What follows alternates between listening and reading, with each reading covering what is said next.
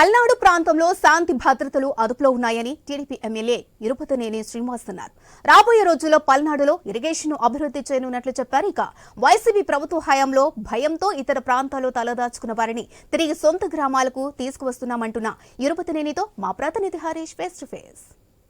అధికారంలోకి వచ్చింది, భారీ ఎత్తున సీట్లను కూడా కైవసం చేసుకుంది. ఇక కార్యకలాపాలు కూడా ప్రారంభమైనటువంటి సిచ్యువేషన్ కనిపిస్తుంది. ప్రధానంగా కక్ష సాధింపు సంబంధించినంత వరకు కూడా పల్నాడు జిల్లాలో రాష్ట్ర వ్యాప్తంగా సంచలనంగా మారినటువంటి నేపథ్యంలో కక్ష సాధింపు చర్యలు ఉండవు, తప్పు చేసిన వాళ్ళు మాత్రం శిక్షిస్తామని చెప్పి ఇప్పుడు చంద్రబాబు స్పష్టం చేసినటువంటి నేపథ్యంలో పార్టీ సీనియర్ నేత ఎరపతినేని మనతో ఉన్నారు. సార్ చెప్పండి, ఎలా ఉండబోతుంది? 5 ఏళ్ల కాలం గతంలో జరిగినటువంటి సిచ్యువేషన్స్ అన్ని చూసాము, ఎలక్షన్ టైంలో జరిగినటువంటి గందరగోళం చూసాం.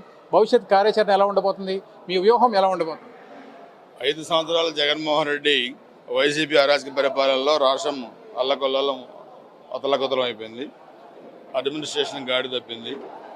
అక్షర క్రమంలోనే కాకుండా అభివృద్ధి క్రమంలో కూడా ముందుండే ఆంధ్రప్రదేశ్ చంద్రబాబు గారి హయాంలో, తెలుగుదేశం హయాంలో ఇతను రాజధాని లేని రాష్ట్రంగా, అభివృద్ధి లేని రాష్ట్రంగా, పరిశ్రమ లేని రాష్ట్రంగా తయారు చేశారు.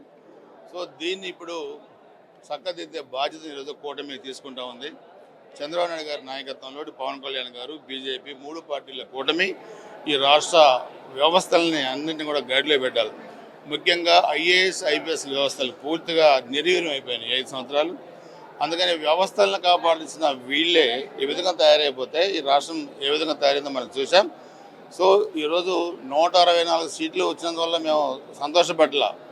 ఈరోజు మా భుజాలపై బాధ్యత ఎక్కువ పెట్టారు ప్రజలు. సో వాళ్ళలాగా మేము అరాచకాలు చేయడం, లేకపోతే మనుషులను చంపడం, లేకపోతే ఆస్తులు ఆక్రమించుకోవడం ఇవన్నీ మేము చేయం.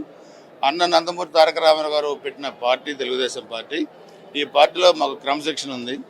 ఎప్పుడు కూడా పేద, బడుగు, బలహీన వర్గాల వాళ్ళందరూ కూడా ఇక్కడ క్షేమంగా ఉండాలి, సంక్షేమ ఫలాలు వాళ్ళకి అందాలి.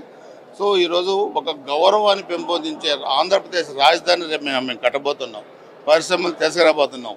గంజాయి ఆంధ్రప్రదేశ్గా తయారైపోయిన రాష్ట్రాన్ని దాన్ని నిరోధించే రోజు పరిశ్రమలు తీసుకుని యువతకి ఉపాధి చూపించాలనుకుంటున్నాం.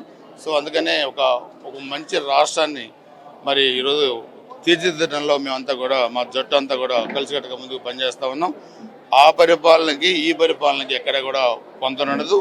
చంద్రబాబు నాయుడు గారి అడ్మినిస్ట్రేషన్ ఇప్పటి నుంచి మీరు చూడబోతూ ఉన్నారు. కేంద్రం కూడా మాకు సహకరిస్తుంది కాబట్టి ఇప్పుడు పోలవరం కానీ, రాజధాని కానీ అన్నీ కూడా నిర్మాణాన్ని పూర్తి చేసుకొని అన్ని విధాలుగా ఆంధ్రప్రదేశ్ ముందుకు తీసుకెళ్తాం. పల్నాడు ప్రాంతం చూసాం, ఎన్నికల సమయంలో కూడా ఈవీఎం ధ్వంసం కావచ్చు, ఇలాంటి ఘటనలు కూడా పల్నాడు పేరు చెప్తే ఉలిక్కిపడేటువంటి సిచ్యువేషన్ ఉంది. శాంతి భద్రతలకి ఇబ్బంది కలిగించేటువంటి సిచ్యువేషన్. మీ ప్రభుత్వం వచ్చిన తర్వాత పూర్తిగా పరిస్థితులు మారేటువంటి అవకాశం ఉందా? పల్నాడులో ప్రశాంత వాతావరణం వచ్చేసేటువంటి పరిస్థితి ఉందా మీ నాయకత్వం? నేనే కౌంటింగ్ అయిన తర్వాత ఒక స్టేట్మెంట్ ఇచ్చాను. 5 సంవత్సరాల అరాచక పరిపాలనని మనం చూసాం. గురజాల నియోజకవర్గంలో 11 మంది చనిపోయారు, 8 మంది చిన్నపిల్లలు మైనింగ్ గుంతలు చనిపోయారు. బట్ ఇవన్నీ మీరు మనసులో పెట్టుకుని వాళ్ళ మీద దాడులు చేయొద్దు, వ్యాపారాల జోలికి పోవద్దు, తప్పు చేసిన వాళ్ళని చట్టపరంగా శిక్షిద్దామని చెప్పి కూడా నేనే చెప్పాను. దానికంతా కూడా కంట్రోల్ చేశాను. సో ఎన్నికల తర్వాత గురజాల నియోజకవర్గంలో ఎలాంటి అవాంఛనీయ సంఘటనలు, హింసాత్మక సంఘటనలు కూడా జరగలేదు. వాళ్ళు 19లో ఒక పక్క కౌంటింగ్ పూర్తి కాకుండానే తెలుగుదేశం వీళ్ళపై దాడులు చేయడం, ఆస్తులు ఆక్రమించుకోవడం, మనుషులను చంపేయడం ఇవన్నీ కూడా చేశారు. సో ఇంతవరకు గురజాల నియోజకవర్గంలో కానీ పల్నాడులో కానీ ఎలాంటి అవాంఛనీయ సంఘటనలు, హింసాత్మక సంఘటనలు జరగలేదు. శాంతి భద్రతలు పూర్తిగా కంట్రోల్లో ఉన్నాయి. మేము చట్ట ప్రకారం ముందుకెళ్తాం తప్పితే ఎటువంటి ప్రతీకార చర్యలు ఉండవని చెప్పి కూడా స్పష్టంగా తెలియజేస్తాం. చాలా కుటుంబాలు భయపడి వేరే ప్రాంతానికి వెళ్ళిపోయి స్థిరపడినటువంటి సిచ్యువేషన్ ఉంది. వాళ్ళని మళ్ళీ తీసుకొచ్చి వాళ్ళకి రక్షణ కల్పించడం కానీ, వారికి సంక్షేమానికి సంబంధించినటువంటి అంశం కానీ మీరు ఎలాంటి నాయకత్వం చేసుకోబోతున్నారు? అందరినీ బయట ఉన్న ప్రాంతాల్లో ఉన్న వాళ్ళందరినీ కూడా ఆల్రెడీ ఇప్పటికే తీసుకొచ్చాం. తర్వాత బీడు భూములుగా మారిన వేలాది ఎకరాలను కూడా మరలా పైర్లు వేసుకునే విధంగా కూడా చేస్తూ ఉన్నాం. తప్పకుండా ఇప్పుడు అన్ని వర్గాల సంక్షేమాన్ని దృష్టిలో పెట్టుకొని కూడా, గ్రామాల అభివృద్ధి దృష్టిలో పెట్టుకొని కూడా ఒక ప్రణాళిక రూపొందించుకుంటా ఉన్నాం. అందుకని నియోజకవర్గాల అభివృద్ధి ధ్యేయం కూడా మేమందరం కూడా పనిచేస్తాం.